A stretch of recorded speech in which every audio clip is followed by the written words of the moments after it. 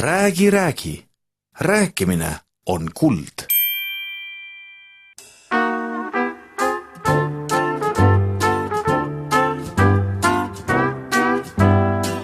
Золотые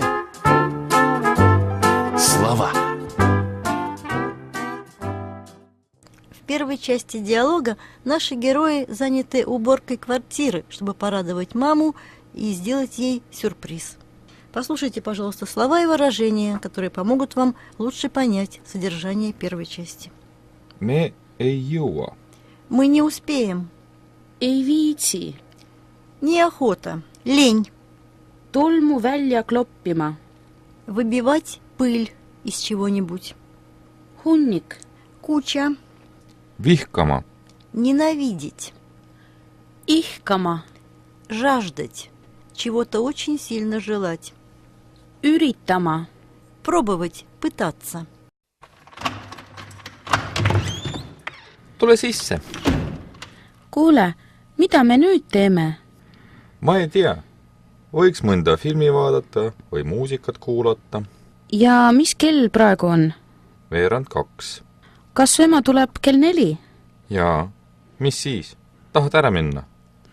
Ei taha. Mul tuli hea mõte. Teeme su emale üllatuse. Üllatuse?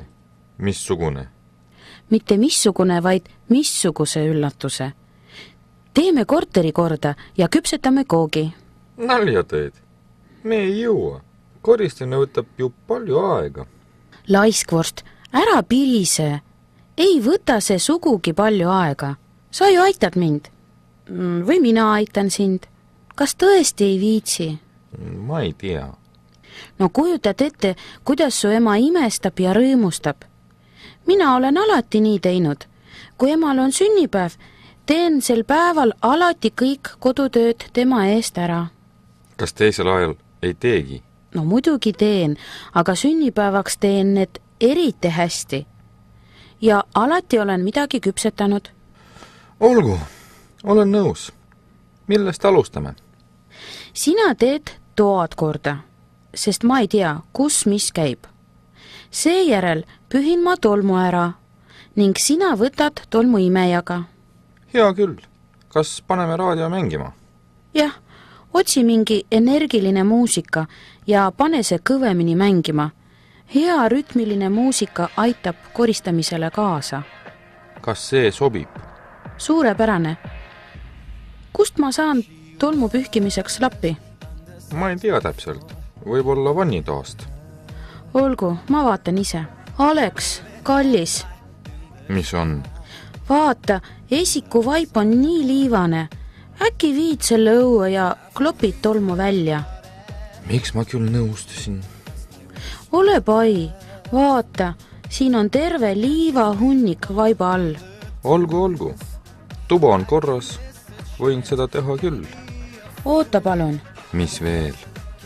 Võta prügiämber ka kaasa. See on peaaegu täis. Prügi viib tavaliselt mu vend välja. Kas me jääme teda ootama? No ole nii hea. Kui ilus ja puhas kõik on. Päris puhas veel ei ole. Sul jäi tolmu imejaga võtta. Kas põrandaid hakkame pesema? Ei, mina vihkan seda tööd. Ah soo, mis kodutööd sa siis teha ihkad? Ma võin teha ükskõik mida. Ainult mitte põrandat pesema. Mitte pesta. Olgu, ma ei piina sind enam. Arvan, et piisab tolmu imejast. Teil on päris puhas elamine. Ma lõpetasin. Parem on öelda, olen lõpetanud. Jaa. See on mu nõrk koht.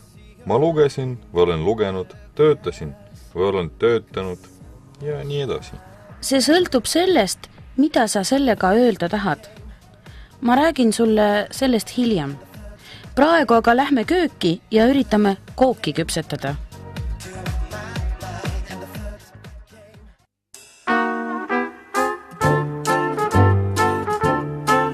Золотые слова.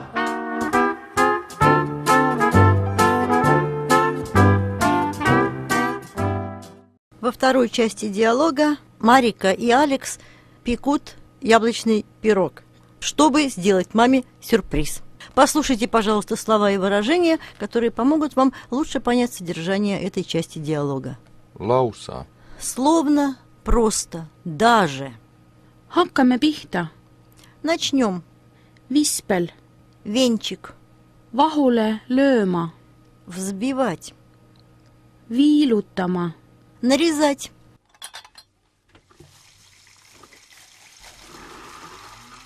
Mis kooki sa küpsetad? Mina. Kas sina ei aitagi? Muidugi aitan. Millega saan kasulik olla? Oota, algul vaatame, mis teil kodus on ja siis otsustame, mis kooki me saame teha. Vaata, siin on kapsas. Teeme kapsakooki. Naljavend, esiteks pole kapsakooki olemas. Miks? Kook on magus asi, aga pirukas on soolane. Seepärast öeldakse kapsapirukas.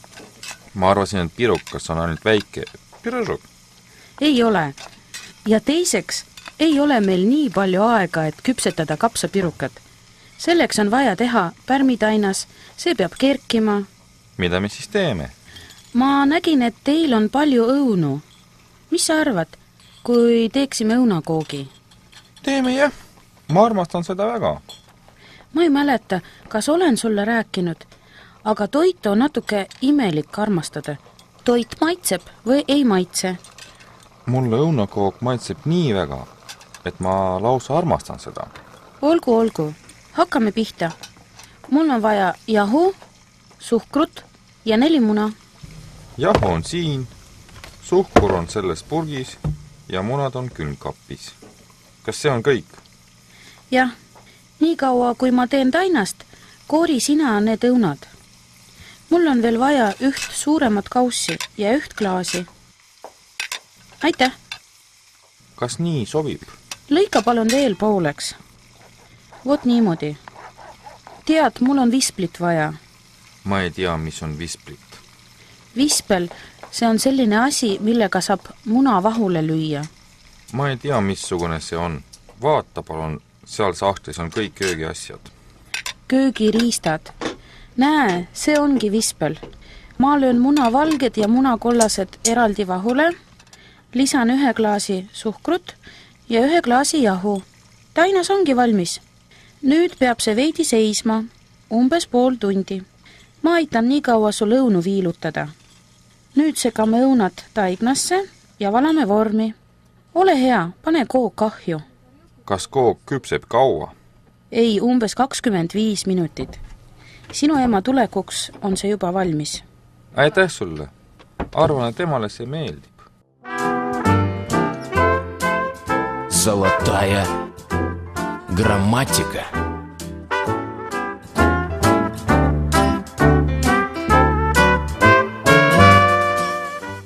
Задумывались ли вы когда-нибудь, почему мы или они говорим «lähen kinno», «kooli», «merre», а не «kinosse», «koolisse», «meresse»? И как эта форма образуется? Я думаю, что пришла пора поговорить об этом. В эстонском языке существует достаточное количество односложных, таких как «касть», «коол», «кап», и коротеньких двусложных «туба», «кино», «мери» слов. Согласитесь, что прибавлять к ним трехбуквенное окончание «с», помните, да, предлог «в» с вопросом «куда», это удлинять слово ровно вдвое. Поэтому в ходу так называемая краткая форма. Как же ее образовать? Проще простого. Вместо того, чтобы к омостову прибавлять «с», мы прибавим к неметтов в единственном числе гласную, которая появляется перед «д» в неметтов множественного числа. «Кол», «колид» появляется буква «и», и мы прибавляем к слову «кол» эту «и». «Lähen kooli» – иду в школу. «Парк» – «паргид». Опять появляется «и», и эту «и» прибавляем к слову «парк». «Lähen парки». «Аэд» – «аиад». Перед буквой «д» появилась «а». Прибавляем ее к слову «аэд». «Lähen аэда». «Кот» – «котид». Появилась буква «и», и прибавляем ее к слову «кот» с 2 буквами «т». Панен котти. Положу в сумку. Правда ведь просто? Только не забывайте, что это касается исключительно односложных слов, оканчивающихся на согласную. Теперь посмотрим, что происходит с двусложными, которые оканчиваются на гласную. Я говорю сейчас о словах, в которых 4 буквы. Классический пример слова «кино». Вместо «киношсе» – «пойду в кино» мы удвоим согласную «н». Она предпоследняя в этом слове, 3 по счету. И получаем воздушно-легкую форму «кино». Все. Но если согласная, которую надо удваивать, это «г», «б» или «д», то их удвоить и произнести, не поломав при этом язык, невозможно. Представляете? Туба или ляген тубба. А как же тогда? Надо вспомнить то, что в школе мы называли парными согласными. У «г» это «к», у «б» это «п», и у «д» это «т». В слове «туба», например, происходит подмена буквы «б» на ее парную «п», а уж «п» по правилам удваивается. Ляген туппа. Знакомая форма, не правда ли?